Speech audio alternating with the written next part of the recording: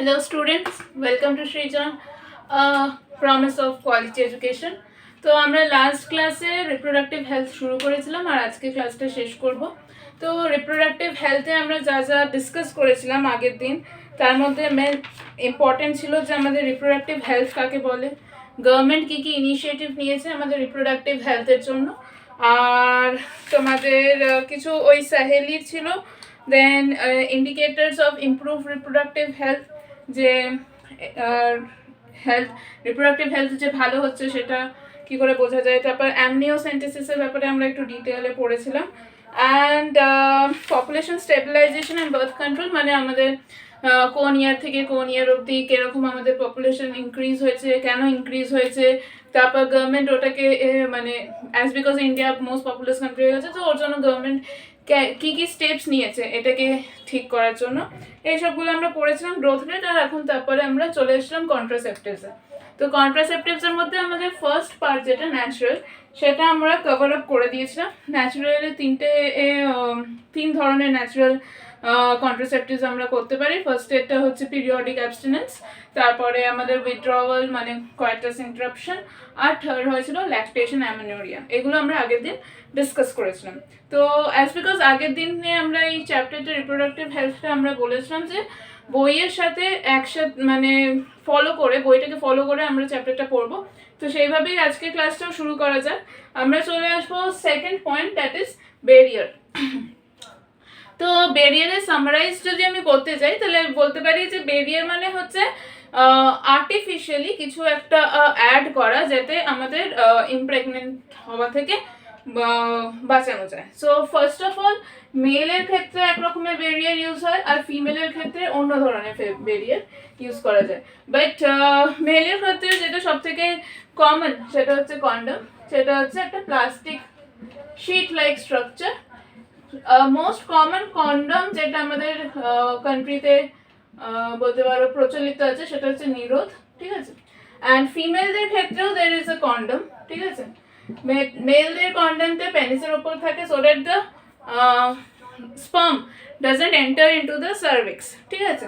আর ফিমেলদের এর কন্ডমটা থাকে তোমার ভ্যাজাইনা থেকে ওই সার্ভিক্যাল পার্টটার ভেতরে। সো ফিমেলদের কন্ডমটাকে অ্যাকচুয়ালি বলা হয় ফেমিডম, ঠিক আছে। তো এই দুটো যে ব্যারিয়ার বা কন্ডমস বা ফেমিডম, এরা হচ্ছে অ্যাকচুয়ালি তোমাদের এরকে not only they are acting as contraceptives, শুধু যে কন্ট্রাসেপটিভ হিসেবে ইউজ হচ্ছে তা না, ওটাকে আমরা বলতে পারি এসটিডির জন্য খুব ভালোভাবে ইউজ করা যায়। মানে যদি কোনো সেক্সুয়ালি ট্রান্সমিটেড ডিজিজ থাকে মেল বডিতে বা ফিমেল বডিতে, সেটাও ট্রান্সমিট হয় না because of the barrier, the plastic sheet like structure, right.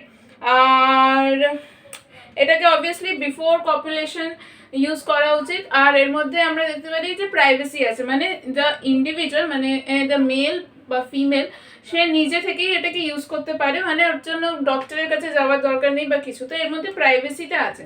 ফিমেলদের শুধু ফেমিডম নেই, ফিমেলদের ফেমিডমের সাথেও দের ইজ অ্যানাদার অপশন, সেটাকে বলা হয় ডায়াফ্রাম,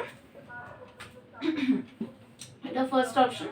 সেকেন্ড অপশন হচ্ছে ডায়াফ্রাম আছে। অ্যান্ড ডায়াফ্রামের এর সাথে সাথে মানে it's a rubber sheet like structure, ঠিক আছে।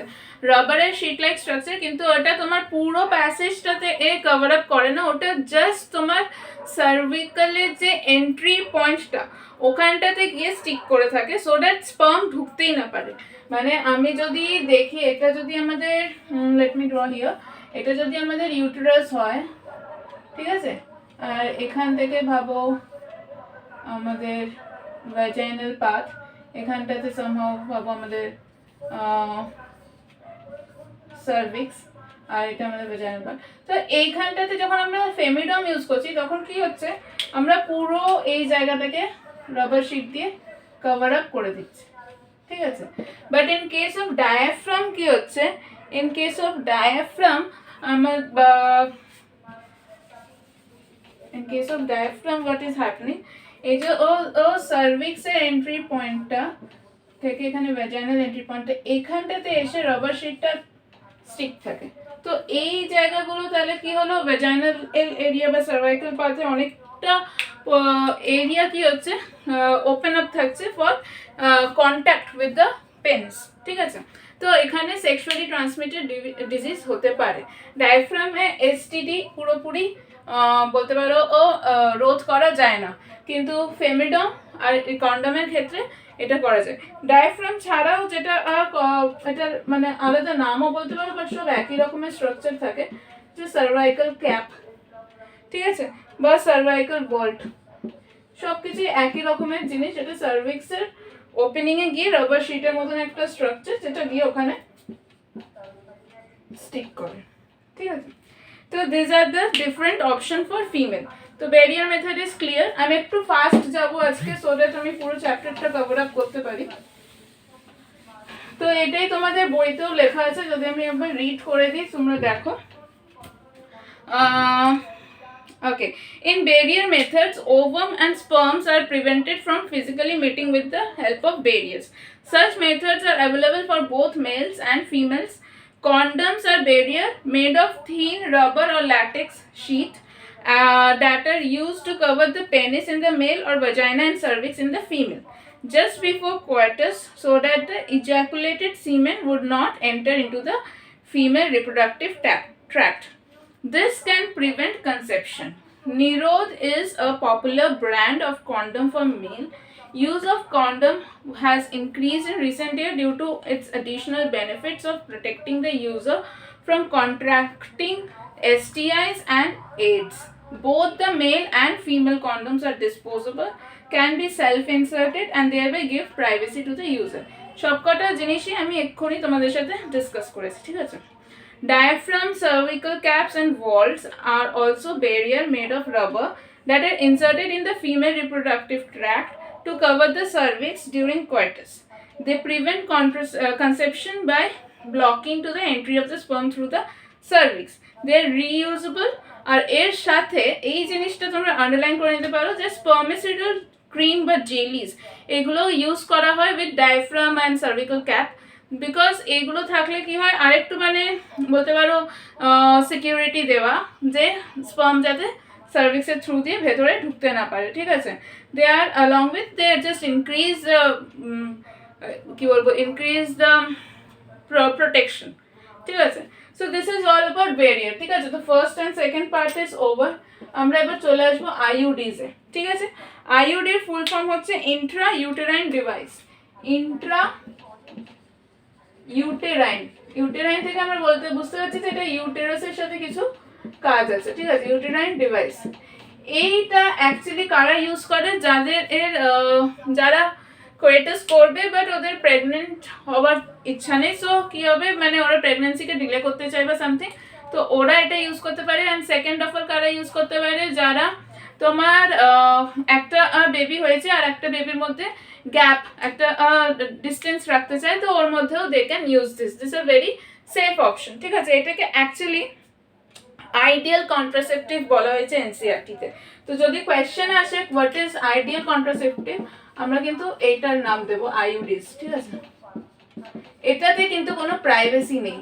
এই ইন্ট্রা ইউটেরাইন মানে বুঝতে পারছি ইউটেরাসের ভেতরে কিছু একটা ঢুকবে, তো সেটা বাইরে থেকে নিজে সেলফ কন্ট্রোল করা যায় না। ওটার জন্য তোমাকে কোনো ডক্টর বা গুড নার্সের কাছে যেতে হবে, যে এটা ইনসার্ট করে দেবে। সো ইন্ট্রা ইউটেরাইন ডিভাইস বা আইইউডিস আর অফ 3 টাইপস, 3টে ধরনের আছে, ঠিক আছে। একটা হচ্ছে কপার টি, সিইউটি, ঠিক আছে। সেকেন্ড হচ্ছে তোমার একটা প্লাস্টিক নন মেডিকেটেড যেটা হচ্ছে প্লাস্টিক পিস, ঠিক আছে। নন medicated plastic piece.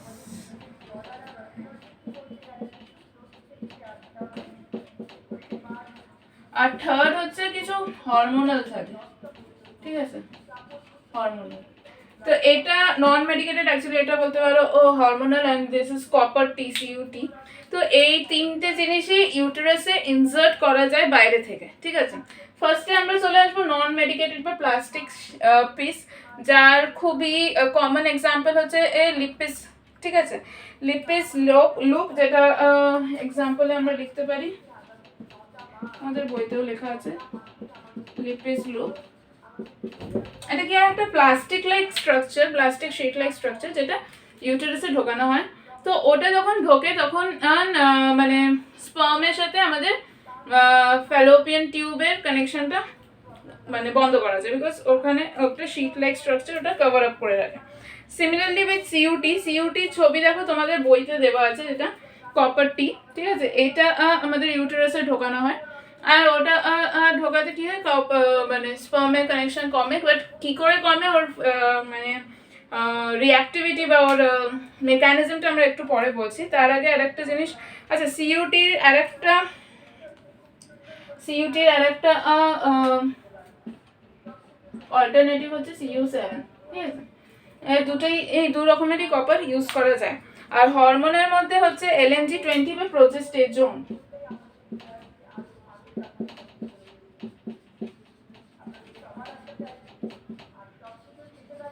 Not progesterone but progesterone, ঠিক আছে। তো এরা কি করে হেল্প করে, অ্যাকচুয়ালি কি হয়, এরা যেহেতু ও বাইরে থেকে তোমরা আর ফরেন বডি হয়ে যাচ্ছে আর ওদেরকে ইউটেরাসে ঢোকানো হচ্ছে, তো ও ফিমেলের যে ইমিউন সিস্টেম ওরা ওয়ার্ক করতে শুরু করে যে সামথিং আউটসাইড বা something foreign material is inside the uterus. তো তখন কি হয়, ইউটেরাসে ইমিউন কি বলবো ফাইট, সেটা অনেক হাই হয়ে যায়।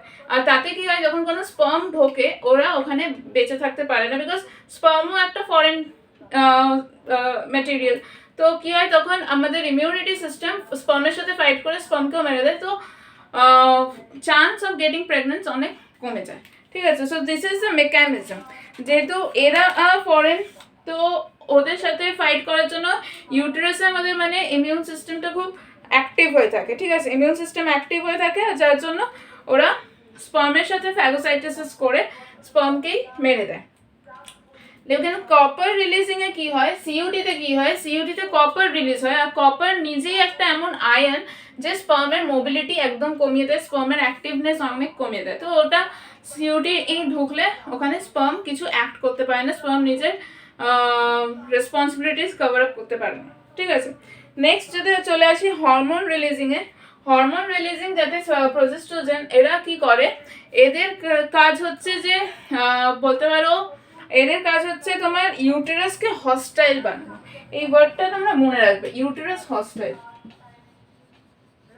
ইউটেরাসকে হস্টাইল করে রাখা মানে কি, ইউটেরাসের এনভায়রনমেন্টটা এতটাই আনহেলদি করে রাখা যে ওখানে কোনো স্পার্ম থাকতে পারবে না, স্পার্ম এসে ওখানে কোনো মানে ফার্টিলাইজেশন ওই স্টেপ অবধি যেতেই পারবে না। তো এটা হচ্ছে প্রজেস্টেরন, যেটা অ্যাকচুয়ালি হচ্ছে সিনথেটিক্যালি বা বলতে পারো আর্টিফিশিয়াল প্রজেস্টেরন টাইপের, ঠিক আছে। তো এইগুলো হচ্ছে আমাদের different type of intrauterine device. আচ্ছা হরমোনের মধ্যে আরেকজন কি কাজ করে, সেটা হচ্ছে আমাদের যে সার্ভিক্যাল মিউকাস ছিল, যেটা আমরা রিপ্রোডাক্টিভ সিস্টেমে পড়েছিলাম, সার্ভিক্যাল মিউকাসটাকে এতটাই ঠিক করে দেয় যে স্পার্ম পেনিট্রেট করে ঢুকতেও পারে না, ঠিক আছে। So this are the two things. এখানে যদি এবার এসে বইতে পড়ি, another effective and popular method is the use of intrauterine device IUDs. These devices are inserted by doctor or expert nurses in the uterus through vagina. These intrauterine devices are presently available as the non-medicated IUDs, যেটা হচ্ছে Lippi's loop, copper releasing IUDs, CUT, CU7, multiload 375, এই নামগুলো মনে রাখতে পারো, এই নামগুলো আসতে পারে, ঠিক আছে। And the hormone releasing IUDs, যেটা হচ্ছে progesterone LNG20. IUDs increase phagocytosis of sperm within the uterus, and the copper ion release suppress sperm motility and fertilizing capacity of the sperm. The hormone releasing IUDs in addition make the uterus unsuitable for implantation and the cervix hostile to the sperm. IUDs are ideal contraceptives for the female. এখানেই লেখা আছে ideal contraceptive। তো এই কোয়েশ্চেনটা আসতে পারে, so make it sure যে তোমরা রাইট আনসার দাও। For the females who want to delay pregnancy and or space between children, okay, it is one of the most widely accepted method of contraception in India, because এখানে আর বেশি ঝামেলা নেই, একবার you insert it and then it's done। এবার তোমার রোজ রোজ for condom বা কোনো pills এগুলোর উপরে ডিপেন্ডেন্ট থাকতে হচ্ছে না। So IUDs is widely accepted. Next আমরা চলে আসবো ওরাল পিলসে। ওরাল পিলসে অনেক সাইড এফেক্ট আছে, আর ওরাল পিলস যেহেতু খুব ইজিলি অ্যাভেলেবেল, অনেকজন ওটাকে মিস ইউজ করে। যাই হোক, তো ওটা অনেক সাইড এফেক্টসও আছে। So let us come to oral pills. Oral pills দু ধরনের হয়, ঠিক আছে? একটা আমরা আগেও পড়েছিলাম Saheli. Saheli is also an oral pills only, কিন্তু ওটা হচ্ছে সব থেকে সেফেস্ট ওরাল পিলস, যে বিকজ ওখানে কোনো স্টেরয়েড ইউজ করে না, ইটস এ নন স্টেরয়েড পিল। আর তারপরে ওটাতে হচ্ছে তোমার কনজামশনটাও অনেক কম, উইকলি ওয়ান্স নিতে হয়। আর একটা যেটা অ্যাকচুয়ালি মানে যেটা খুব জেনারেলি ইউজ করা হয় ওরাল পিলস, সেটাতে কি হয়, পিলসের মধ্যে অ্যাকচুয়ালি থাকে তোমার এস্ট্রোজেন আর প্রোজেস্টেরন, ঠিক আছে? ওদের সিনথেটিক ভার্জন থাকে, প্রোজেস্টেরন আর এস্ট্রোজেনের সিনথেটিক ভার্জন থাকে। তো এরা কি করে, তোমার এস্ট্রোজেনের কাজ হচ্ছে তোমার ওভিউলেশন বন্ধ করে দেওয়া, ঠিক আছে, বা গ্যামেটোজেনেসিসই বন্ধ করে দেওয়া। আর প্রোজেস্টেরনের কাজ হচ্ছে ওই যে সার্ভাইকাল মিউকাসকে ঠিক করে দেওয়া, বা ইউটেরাসের যে এনভায়রনমেন্ট ওটাকে হোস্টেল করে দেওয়া, যেটা আমরা হরমোনাল আইইউডিজেও পড়লাম। সেম থিং, প্রোজেস্টেরনের ওটাই কাজ। তো যখন আমরা মানে বাইরে থেকে প্রোজেস্টেরন ইউজ করছি, তো যখন ওরাল পিলস নিচ্ছি আমরা এই এস্ট্রোজেন আর প্রোজেস্টেরনই নিচ্ছি। তো এবার এস্ট্রোজেন আর প্রোজেস্টেরন যখন নিচ্ছি তখন আমরা কোন টাইমে নিচ্ছি সেটা হচ্ছে একটা ব্যাপার। এই যখন নর্মাল নট সাহেলি অন্য যখন পিলসগুলো নেওয়া হয় তখন আমাদের কি হয়, মেনস্ট্রুয়াল ফেজ, মানে আমাদের মেনস্ট্রুয়াল ফেজ, তারপরে ওই যেটা আমরা মেনস্ট্রুয়াল সাইকেলে পড়েছিলাম, মেনস্ট্রুয়াল ফেজের 5th ডে থেকে নেওয়া স্টার্ট করবে একজন পারসন, ঠিক আছে? 5th day to 21st day অবধি নেবে, ঠিক আছে? 5th day to 21st day অবধি রোজ পিলস খেতে হবে। 21st ডেতে গিয়ে ওটাকে স্টপ করতে হবে, 21st ডেতে গিয়ে ওটাকে স্টপ করতে হবে। তাহলে কি হবে, after 2 days the female will start having again menstruation, ঠিক আছে? মেনস্ট্রুয়েশন হয়ে গেল মানে there is no sign of pregnancy, ঠিক আছে? দিস ইজ ওরাল পিলস নেওয়ার রুটিন বলতে পারো, ঠিক আছে? তো এর মধ্যে ওরাল পিলস নিয়ে আমরা কি করে মানে কন্ট্রাসেপশন ইউজ করছি বা কি করে ওটাকে স্টপ করছি প্রেগনেন্ট হওয়া, সেটা আমরা বলে দিলাম মেকানিজম। যে প্রোজেস্টেরন আর ইস্ট্রোজেন থাকে, তো ওরা দেখো অলরেডি আমাদের বডির মধ্যে প্রোজেস্টেরন ইস্ট্রোজেন আছে, ওরা নিজেদের ফাংশন নিজেদের টাইমে করে, বাট এটা আর্টিফিশিয়ালি বাইরে থেকে দেওয়া হচ্ছে। তাহলে কি হচ্ছে, ওদের যে নর্মাল ফাংশন ওটাকে ইন্টারাপ্ট করা হচ্ছে। আর স্পার্ম যদি এই ওভামের সাথে এসে ফার্টিলাইজ করার চেষ্টাও করে, ওখানে এমন হস্টাইল এনভায়রনমেন্ট তৈরি করা হচ্ছে বা এস্ট্রোজেন গিয়ে ওভিউলেশন করতেই দিচ্ছে না, যে কোনো চান্সই থাকছে না। এবার দেখো, দিস ইজ আ প্রসেস যেটা খুব আর্টিফিশিয়াল, তো যেটা অ্যাকচুয়ালি হরমোনে ডিপেন্ডেন্ট, স্টেরয়েড ডিপেন্ডেন্ট। তো এটার অবভিয়াসলি সাইড এফেক্ট হবে। এরকম যারা পিলস নেয় ওরা দেখবে mostly they turn fat, or they have different side effects, মানে অনেক রকমের ডিজিজ ওদেরকে অ্যাটাক করে। So now coming into next type of pill, যেটা হচ্ছে Saheli. This is very safest pill, ঠিক আছে, because এটা নন স্টেরয়েড হওয়ার জন্য this is very safest। আর এর মধ্যে অ্যান্টি এস্ট্রোজেন কেমিক্যাল থাকে যার নাম হচ্ছে অ্যান্টি এস্ট্রোজেন কেমিক্যাল আছে, যার নাম হচ্ছে কেমো, সরি আমি স্পেলিংটা একটু দেখছি, সেন্টোক্রোমা, সরি,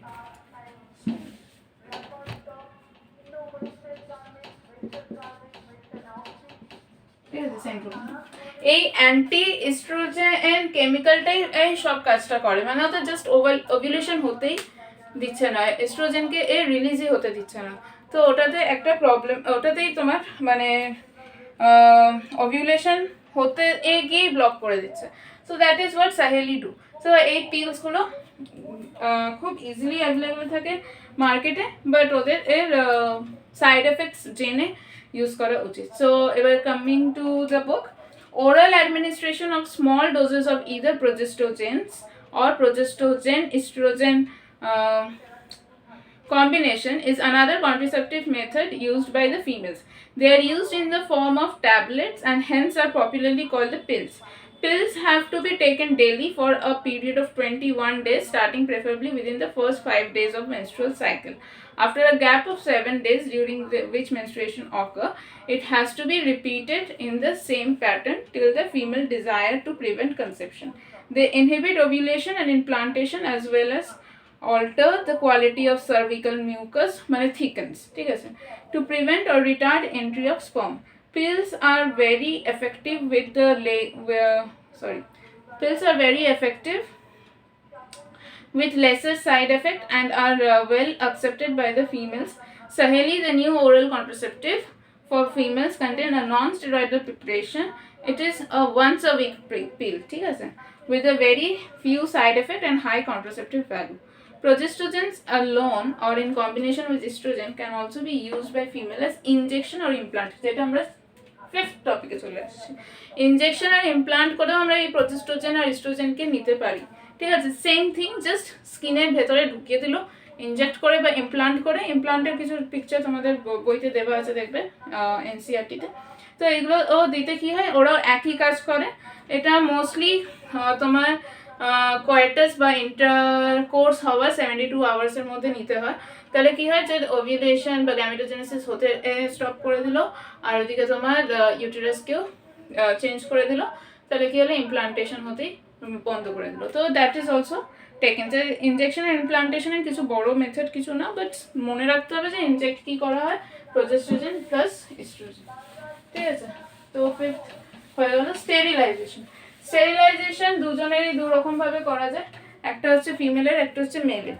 ফিমেলের স্টেরিলাইজেশনকে বলা হয় টিউবেক্টমি, ঠিক আছে, আর মেলের স্টেরিলাইজেশনকে বলা হয় ভ্যাসেক্টমি, ঠিক আছে। ভ্যাসের নামটা থেকে আমরা বুঝতে পারছি ভাস ডিফারেন্সের কোনো কাজ আছে, ঠিক আছে। ভ্যাসেক্টমি। টিউবেক্টমিতে কি করা হয়, ফিমেলের কেসে কি হয়, ফ্যালোপিয়ান টিউব, ঠিক আছে, ফ্যালোপিয়ান টিউবকে কাটা হয় আর ওখানে একটা গিট লাগিয়ে দেওয়া হয়। তাহলে কি হলো, যদি ফ্যালোপিয়ান টিউবে গিট লাগিয়ে দেওয়া হলো, তাহলে কি ওভাম আর আসতে পারলো না, কি ও স্পার্মের সাথে মানে ফিউজ হবে বা গ্যামেটোজেনেসিস হবে। তো টিউবেক্টমি ইজ ক্লিয়ার। আর এদিকে ভ্যাসেক্টমিতে কি হয়, ভাস ডিফারেন্সকে কেটে ওখানে গিট মেরে দেওয়া হয়, যেটা স্ক্রটামে করা হয়, ঠিক আছে। তো ওখানে কি হলো, স্পার্ম তৈরি হলো, বাট ওটা তোমার ভাস ডিফারেন্সের পরে আর গিয়ে পেনিসের থ্রু দিয়ে বেরোনোর রাস্তাটাই ওটা বন্ধ করে দেওয়া হবে।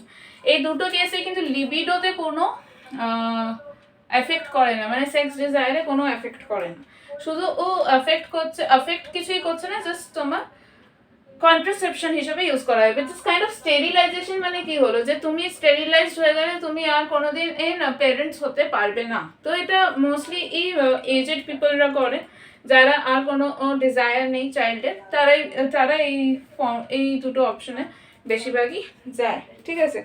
এখানে তোমার কিন্তু এই কন্ট্রাসেপটিভে কোনো আবার এসটিডি প্রোটেকশন নেই, বিকজ অফ ভ্যাসেক্টমি। তো কি হচ্ছে, তো যদি এসটিডি আছে ওইগুলো আরামসে ট্রান্সফার হবে in case of female as in case of male, ঠিক আছে।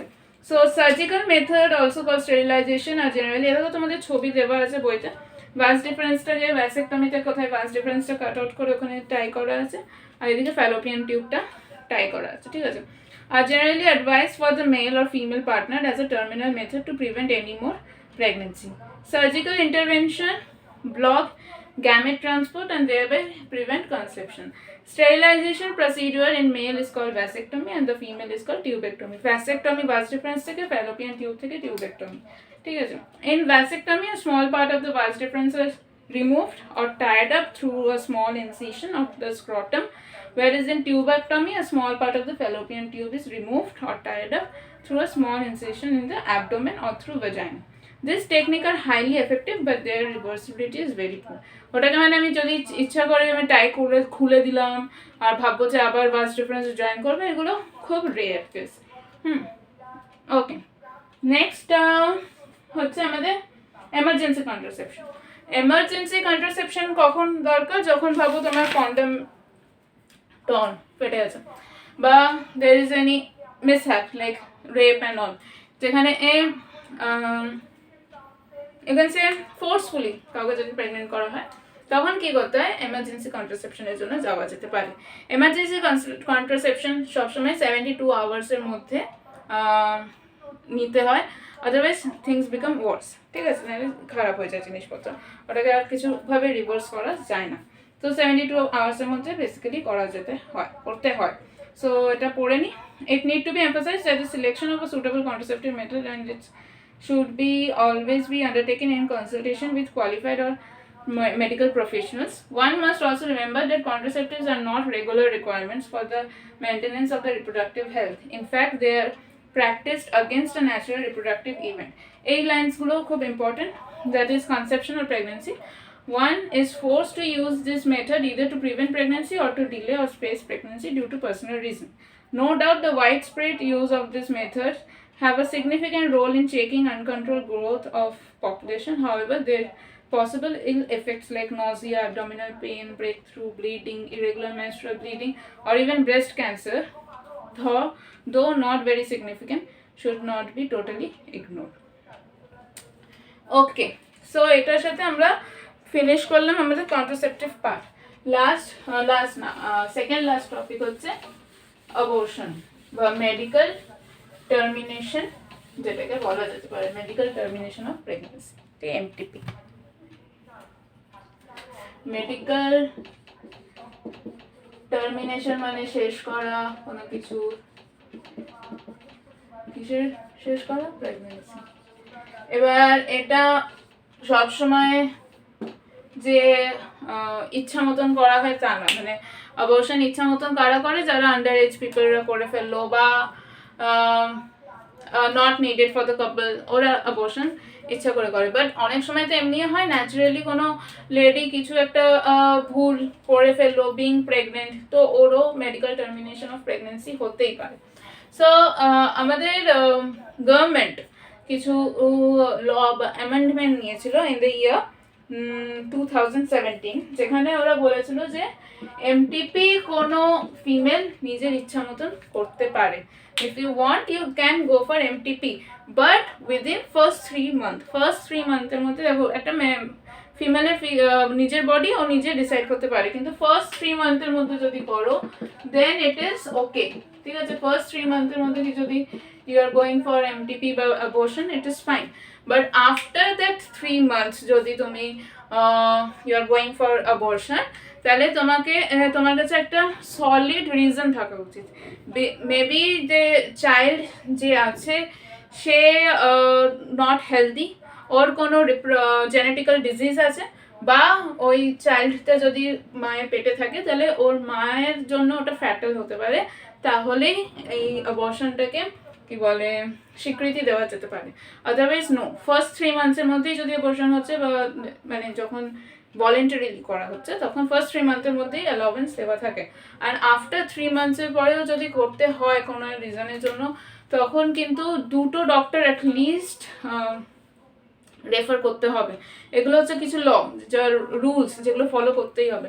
2টো ডক্টর যদি এই অ্যালাউয়েন্স করে তবেই এটাতে তুমি মেডিকেল টার্মিনেশনে যেতে পারো. And also because why it is done so, because implant হয়ে যাওয়ার পরে, ইমপ্লান্ট মানে কি মায়ের বডির সাথে ইউটেরাসের সাথে এ বেবি ইজ কোয়াইট অ্যাটাচড, তারপরে ওর মধ্যে লাইফ এসে গেছে, তো ওটা ইটস কাইন্ড অফ মার্ডার. ঠিক আছে, ইটস কাইন্ড অফ মার্ডার. তো ওর জন্য এটার জন্য ল দেওয়া হয়েছে. আর ওটা অনেক সময় ফ্যাটাল হয়, মানে আফটার 3-4 মান্থস যদি অ্যাবর্শন করতে পারে not under a proper doctor are not under proper medical practitioner, তাহলে এটা অনেক সময় মায়ের জন্য ফ্যাটাল হতে পারে. তো তাই বলে এইগুলো ওর ওপরে একটা ল দেওয়া হয়েছে. ঠিক আছে, এমনিতে দেখতে পাওয়া যায় যে 45 to 50 মিলিয়ন পার ইয়ার আমাদের মেডিকেল টার্মিনেশন হচ্ছে, যেটা অলমোস্ট 20% অফ টোটাল প্রেগনেন্সি. ঠিক আছে, আর MTP is not a contraceptive method. So MTP is clear, medical termination of pregnancy clear. আমরা একবার বইয়ের সাথে পড়ে নেব. হ্যাঁ চলো. So intentional or voluntary termination of pregnancy before full term is called medical termination of pregnancy or induced abortion. Nearly 45 to 50 million MTPs are performed in a year all over the world, which accounts to 1/5 of the total number of conceived pregnancy in a year. Whether to accept or legalize MTP or not is being debated upon in many countries due to emotional, ethical, religious and social issue involved in it. মানে আমাদের government 2017 এটাকে accept করে নিয়েছে within 3 months, but এখনো অনেক country আছে যারা abortion একেবারেই অ্যালাউ করে না. ঠিক আছে, Government of India legalized MTP in 1971. Sorry, আমি মনে 2070 লিখেছি। আচ্ছা 2017-এ অ্যামেন্ডমেন্ট লটা বেরিয়েছিল, 1971-এ ওটা লিগালাইজ করা হয়েছিল। অ্যামেন্ডমেন্ট ল মানে কি, ওই 3 মাসের মধ্যে তোমাকে করতে হবে, তারপরে করতে গেলে 2টো ডক্টরের হেল্প, 2টো ডক্টরের অ্যাসুরেন্স লাগবে, এইসব, ঠিক আছে। এগুলো 2017-এ এসেছিল, 1971-এ লিগালাইজ হয়ে গেছিলো, ঠিক আছে। With some strict condition to avoid its misuse, such restrictions are all the more important to check indiscriminate and illegal female feticides which are reported to be high in India. হ্যাঁ মানে amniocentesis যদিও restricted আছে অনেক জায়গায়, এখনও ওরা gender reveal করে দিচ্ছে, আর ফিমেল থাকলে ওটাকে অ্যাবর্ট করে দেয়। তো ওইগুলো বন্ধ করার জন্য এইসব লগুলো করা হয়েছিল। Why MTP? Obviously the answer is to get rid of unwanted pregnancy either due to casual unprotected intercourse or failure of contraceptives used during coitus or rape. MTPs are also essential in certain cases where continuation of the pregnancy could be harmful or even fatal either to the mother or to the fetus or both.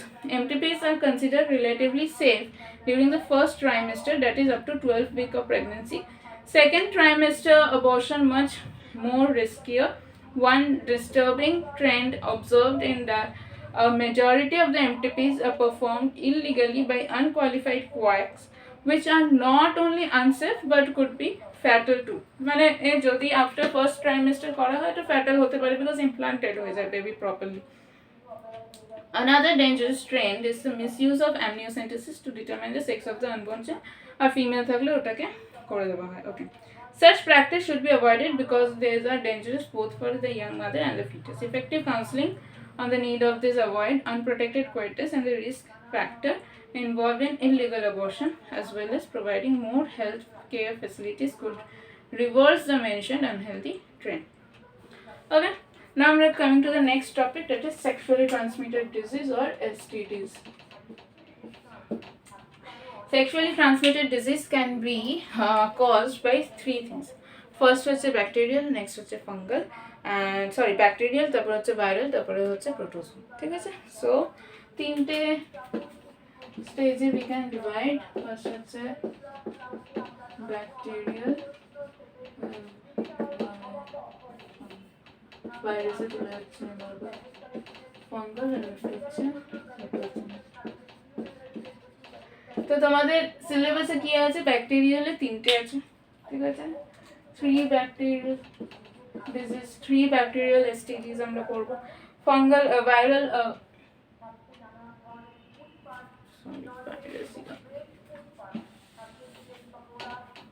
Okay, viral হবে 4টে আর protozoal হচ্ছে 8টা, ঠিক আছে। তো আমরা চলে আসি এখানে ডিজিজগুলোতে, আমরা বেশি কিছু ডেসক্রিপশনে যাব না, আমরা শুধু পড়বো হচ্ছে বিকজ আমরা শুধু নিটের জন্য পড়ছি। যদি আমরা বোর্ডসের জন্য পড়তাম তাহলে ডেসক্রিপশনে বেশি যেতাম। তো নিটের জন্য যেহেতু পড়ছি, আমরা জাস্ট পড়বো যে ডিজিজগুলোর কে কজিং অর্গানিজম, ডিজিজগুলোর নাম আর সিমটমস কী কী। আলাদা আলাদা সেরকমভাবে সিমটমস পড়বো না, একটা জেনারেলাইজ সিমটমস পড়বো, ঠিক আছে।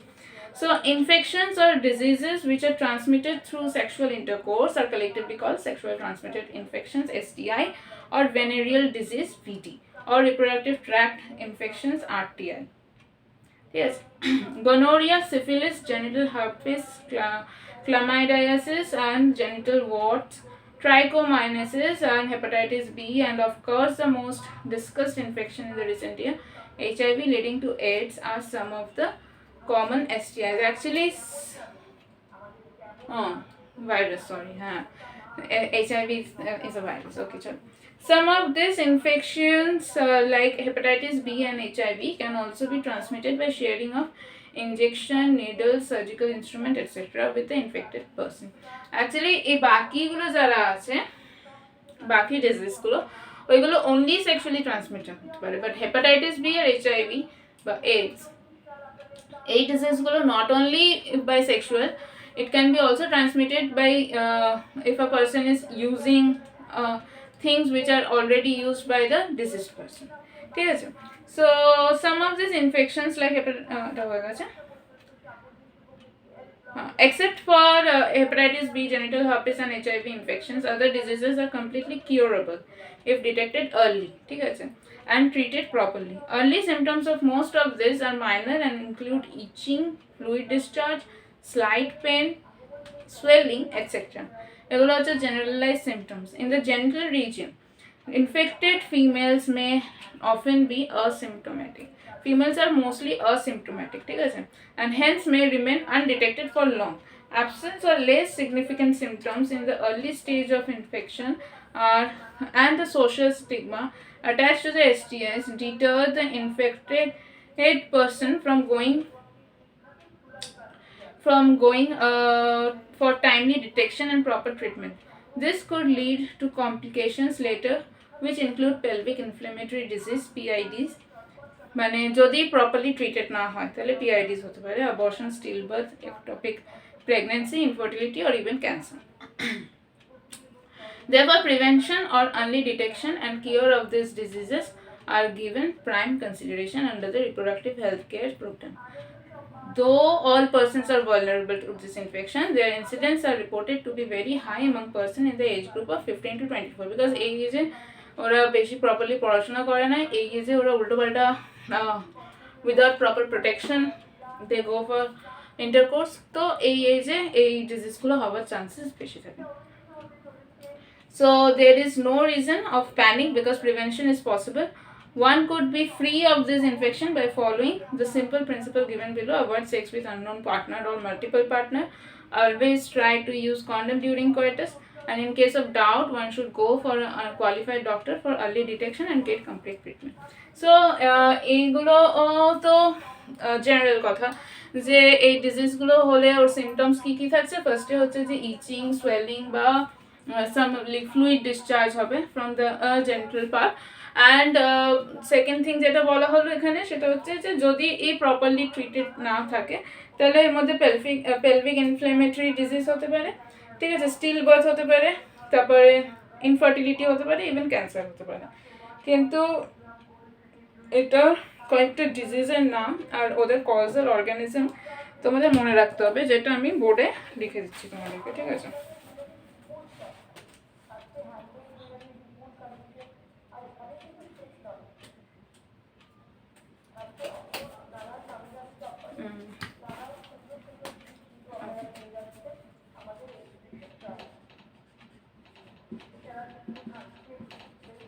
ক্ল্যামিডিয়ার কজাল অর্গানিজম হচ্ছে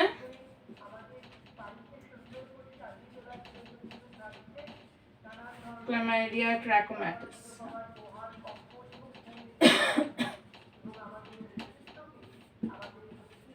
Next, this is the first bacterial disease. Second bacterial disease যেটা আমরা পড়বো সেটা হচ্ছে gonorrhea. Gonorrhea causal organism হচ্ছে Neisseria gonorrhoeae.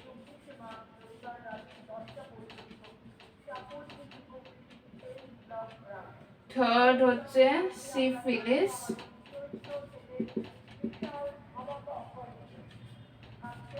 এর causal organism হচ্ছে Treponema.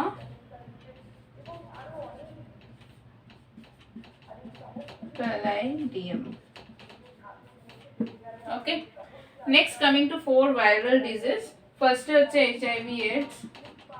HIV is the virus, AIDS is the disease. ঠিক আছে.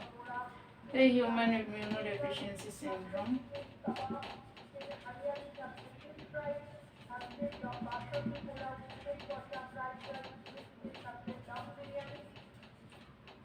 Number 1.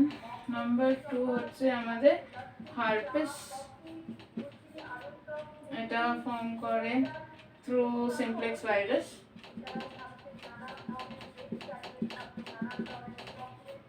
Third হচ্ছে আমাদের hepatitis B. Hepatitis B virus আছে আমরা জানি.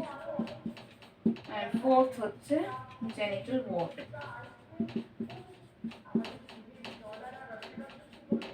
এটা হচ্ছে HPV বা human papilloma ভাইরাস সে থ্রু দিয়ে এই ডিজিজটা হয় জেনিটাল ওয়ার্ড, ঠিক আছে। এটা হচ্ছে কিউরেবল লাস্টেরটা, বাকি এটা যদি লেটার স্টেজে ধরা পড়ে ইটস ইনকিউরেবল, ঠিক আছে। লাস্ট কামিং টু প্রোটোজোয়া, সেটা হচ্ছে ট্রাইকোমোনিয়াসিস, ঠিক আছে। এর কজাল অর্গানিজম হচ্ছে ট্রাইকোমোনাস ভ্যাজিনালিস।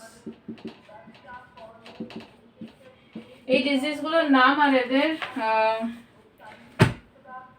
কজাল অর্গানিজম এগুলো মনে রাখতে হবে, ঠিক আছে। সো এবার আমরা চলে আসবো আমাদের অলমোস্ট লাস্ট টপিক, সেটা হচ্ছে ইনফার্টিলিটি, যেটা এখন আমাদের ইন্ডিয়াতে খুব বেড়েছে।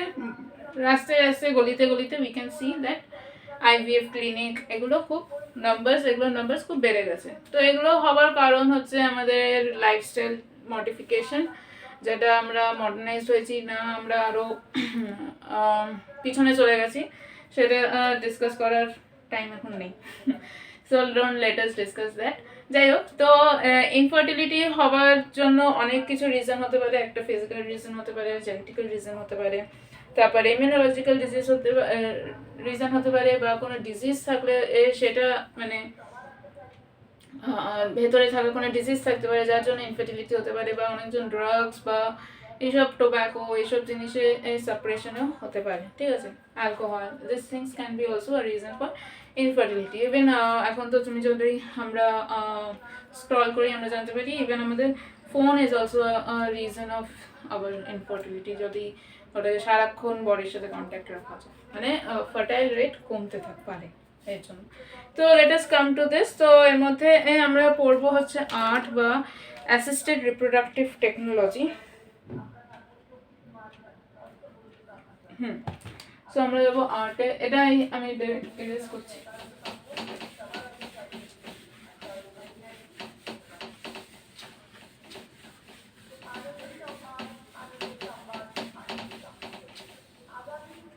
তো আমরা চলে আসবো আর্টে বা অ্যাসিস্টেড রিপ্রোডাক্টিভ টেকনোলজি।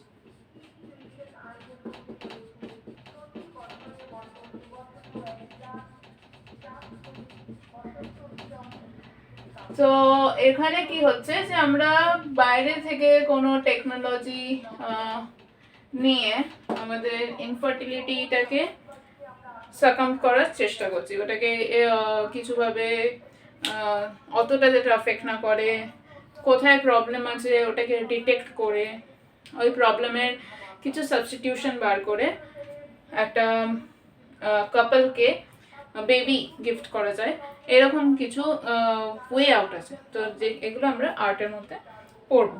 তো ফার্স্ট যেটা আমরা সবাই জানি ক্লাস থেকে 9 থেকে হয়তো পড়ছি, সেটা হচ্ছে test tube baby. Test tube baby নাম থেকে আমরা বুঝতে পারছি যে something related to test tube. তো এখানে কি হয়, ফার্টিলাইজেশন যদি ফিমেল বডিতে পসিবল না, মানে ফিমেলও ঠিকই ওভাম তৈরি করছে আর মেলও ঠিকই স্পার্ম তৈরি করছে, বাট ফার্টিলাইজেশনটা হচ্ছে না ফিমেল বডিতে, তখন কি হয় এই জিনিসটা করা যেতে পারে। টেস্ট টিউব বেবি আমরা টেস্ট টিউব বেবির এই স্টেপটা নেওয়া যেতে পারে। এখানে কি হয়, আমরা টেস্ট টিউব বেবিতে ওভাম আর স্পার্ম দুটোকে একসাথে নিয়ে একটা পেট্রি ডিশে নেওয়া হয়, ঠিক আছে। আর পেট্রি ডিশে ওখানে ওটাকে গ্যামেটোজেনেসিস করে ওখান থেকে আমরা জাইগট বা এমব্রায়ো তৈরি করার চেষ্টা করি। জাইগটটা যখন 8 সেল বা ওই ব্লাস্টোমিয়ারে পরিণত হবে, তার আগেই যদি আমরা মাদার ফ্যালোপিয়ান টিউবে ঢোকাতে পারি, তখন আমাদের টেকনিকটার নাম বলবো ZIFT। ZIFT এর ফুল ফর্ম কি হচ্ছে, zygote intrafallopian transfer. Zygote intrafallopian transfer. এটা কখন হচ্ছে, বিফোর 8 সেল ব্লাস্টোমিয়ার ফর্মেশন, ঠিক আছে। কিন্তু যদি ভাবো 8 সেল ব্লাস্টোমিয়া ফর্মেশন হয়ে গেছে, তাহলে আমরা তার ফ্যালোপিয়ান টিউবে ওটাকে ঢোকাতে পারবো না, ততক্ষণে কি চলে আসে, ওটা চলে আসে আমাদের ইউটেরাসে। তখন আমরা যে টেকনিকটা ফলো করবো, সেটা হচ্ছে আইইউটি। ঠিক আছে, আইইউটি এর ফুল ফর্ম হচ্ছে ইন্ট্রা ইউটেরাইন ট্রান্সফার, মানে সোজা যে এমব্রায়ো বা যে জাইগোটটা ফর্ম করেছে সেটা আমরা ডিরেক্টলি ইউটেরাসে ট্রান্সফার করে দিচ্ছি। ঠিক আছে, তো this are the two step that can be done. তারপরে ইউটেরাসে থাকুক বা ফ্যালোপিয়ান টিউবে থাকুক, তারপর ফার্টিলাইজেশন যেহেতু হয়ে গেছে, তারপর বেবিকে ইউটেরাসে আগেন গ্রো করা যেতে পারে, তারপরে দ্য ফিমেল বিকাম প্রেগনেন্ট। তো এটা হচ্ছে আমাদের first method of art. Second মেথডের নাম হচ্ছে আমাদের এখানে যেটা বইতে দেওয়া আছে সেটা হচ্ছে GIFT, gamete intrafallopian transfer. GIFT, gamete intrafallopian transfer. ঠিক আছে, তো গ্যামেট তৈরি করতে হবে। এতক্ষণ আমরা ছিলাম জাইগটে, এবার যখন গ্যামেট অবধি যাবে তখন আমরা যদি ওটাকে ট্রান্সফার করি তখন ওটাকে বলবো GIFT। ঠিক আছে, এখানে যে ফিমেল, সে ভাবো একটা কোনো ফিমেল যে সে গ্যামেট তৈরি করতে পারে না। ঠিক আছে, গ্যামেটটা হচ্ছে যারা ফিমেল গ্যামেট তৈরি করতে পারছে না কিন্তু ওর body is eligible to do fertilization ও করতে পারবে, তখন কি হয়, বাইরে কোনো অন্য ফিমেলের গ্যামেট নিয়ে আর পার্টনারের স্পার্ম নিয়ে গ্যামেট অবধি তৈরি করা হয় বাইরে তোমার ল্যাবে, তারপর এই গ্যামেটটাকে ইউটেরাসে ঢোকানো হয়, তখন এই গ্যামেট ইউটেরাসে ঢুকে ফার্টিলাইজেশন করে বেবি ফর্ম করে। This is GIFT। ঠিক আছে, ঠিক আছে, দ্যাটস অল। নেক্সট আমরা চলে আসবো আর্টিফিশিয়াল ইনসেমিনেশন। থার্ড হচ্ছে আর্টিফিশিয়াল ইনসেমিনেশন। এখানে কি হয়, যদি কোনো মেলের প্রবলেম থাকে যে ওর ইরেকশন হচ্ছে না বা ইরেকশন না হওয়ার জন্য তাহলে কি হচ্ছে, ফিমেল বডিতে ঢুকিয়ে স্পার্ম রিজেক্ট করতে পারছে না, ইজাকুলেট হচ্ছে না, স্পার্ম ইজাকুলেশন যদি না হয় তখন কি হয়, ওর বডি থেকে স্পার্ম বার করে ডিরেক্টলি ভেজাইনাল থ্রু দিয়ে ফিমেলের বডিতে ঢোকানো হয়, সেটা হচ্ছে আর্টিফিশিয়াল ইনসেমিনেশন। ওরই আর একটা ওরই মানে দুসরা মানে অন্য নাম বলা যেতে পারে হচ্ছে intra uterine insemination. Intra uterine insemination মানে এখানে সিমেন যেটা ওটাকে ভেজাইনাল থ্রু দিয়ে সেন্ড করে, it's kind of artificial insemination, same thing. Last হচ্ছে ICSI। ICSI এর ফুল ফর্ম হচ্ছে intracytoplasmic sperm injection. Intracytoplasmic sperm injection. ICSI তে কি হয়, ল্যাবের মধ্যে ওভামটাকে মাইক্রোস্কোপের মধ্যে নিয়ে, মানে মাইক্রোস্কোপে দেখে ওভামের মধ্যে ল্যাবে স্পার্মটাকে ইনজেক্ট করা হয় থ্রু পিপেট। তাহলে কি হলো, মানে স্পার্ম এমনি এই টেস্ট টিউব বেবিতে কি হয়, কিছুটা সিমেন্ট দিয়ে দেওয়া হয়, ওর মধ্যে থেকে স্পার্ম আবার অ্যাক্ট করে যেরকম করে জায়গাতে নেই, এখানে প্রপারলি স্পার্মকে ইনজেক্ট করা হয় ইন দ্য ওভাম, ওখানে যাতে জায়গা তৈরি হয় অ্যান্ড তারপরে সেটাকে ফিমেল বডিতে ট্রান্সফার করা হয়। So this is the whole thing about our ART. ঠিক আছে, তো এটা একবার বই থেকে রিড করে নেবো, তাহলে আমাদের চ্যাপ্টার আজকে শেষ হয়ে যাচ্ছে। Okay, so a discussion on reproductive health is incomplete without the mention of infertility. A large number of couples all over the world, including India, are infertile. Okay, world এ ছিল infertility অনেক বেশি, এই সব পিলসের জন্য অনেক সময় সাইড এফেক্টে ইনফার্টিলিটি আসে। এখন ইন্ডিয়াতেও ভালো মতন ইনফার্টিলিটি এসে গেছে, that is they are unable to produce children in spite of unprotected sexual or cohabitation. The reason for this could be many: physical, congenital, disease, drugs, immunological, or even psychological. In India, often the female is blamed for the couple being childless, but more often than not, the problem lies in the male partner. ঠিক আছে, যত আমরা art দেখলাম ওর মধ্যে দেখলে artificial insemination হলো, ICSI হলো, এরা অনেকটা বেশি মেলের জন্য ডিপেন্ডেন্ট থাকে, বাট এটা অ্যাকচুয়ালি বইতে দেওয়া আছে যাতে অ্যাওয়ারনেসটা স্প্রেড করা যায়। ঠিক আছে, specialised health care units that is infertility clinic etc. could help in diagnosis and corrective measure of some of this disorder and enable this couple to have children. যেটা বললাম যে গলি গলিতে এখন আমাদের infertility clinic তৈরি হয়ে গেছে. However, where such corrections are not possible, the couple could be assisted to have children through certain special technique commonly known as assisted reproductive technology ART.